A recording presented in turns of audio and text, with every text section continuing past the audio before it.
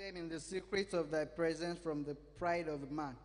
Thou shalt keep them secretly in the pavilion from the strife of tongues. From the strife of tongues. I'm sure we know the meaning of strife, where there is quarreling, where there is misunderstanding, disagreement.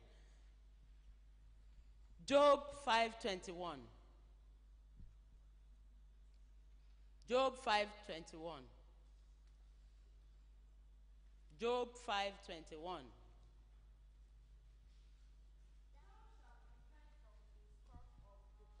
Neither shalt thou be afraid of destruction when it cometh.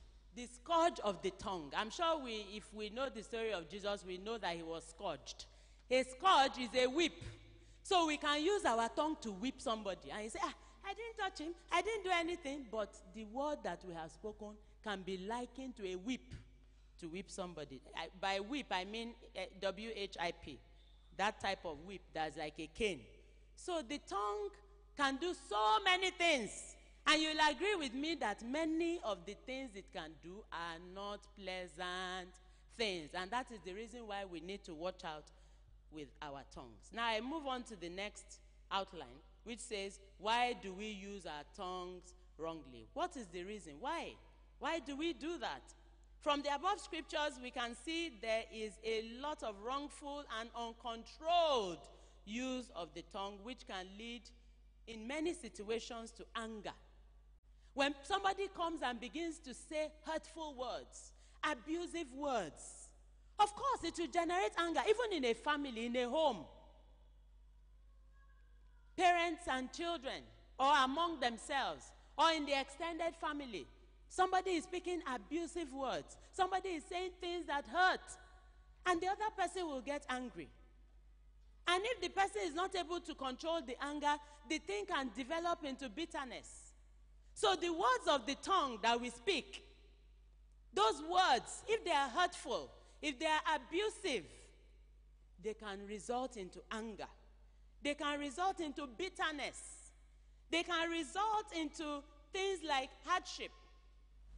For instance, if somebody says, that one, don't even, no, he's this, he's that, oh, he has done this, he has done that, he has done that. Don't help him again. And somebody who has promised to help you before will suddenly decide and say, please don't bother me, I'm sorry, I'm not helping you again. Because somebody has spoken something. Whether true, whether wrong, but it has affected somebody negatively. I pray that the Lord will help us in Jesus' name. Our tongues can cause division, whether in the family, whether in the workplace, whether in the church like this. When somebody begins to say things that are not palatable, that are not good. Our tongues can bring offenses. When we use them wrongly, they can bring offenses. They can bring pain. They can bring so many terrible things. It can ignite an unquenchable fire. We see that in James 3:5. Unquenchable fire.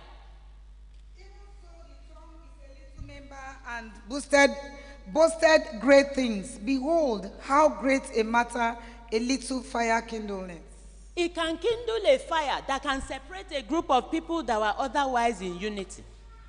If the devil says, these people are too united, he will just bring somebody that will come and be carrying rumor or tale-bearing or backbiting.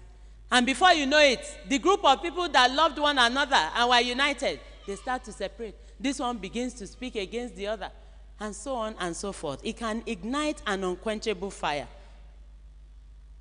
And it can defile. Matthew 15:11. The tongue can defile. Not that which goeth into the mouth defileth a man, but that which cometh out of the mouth, this defileth a man.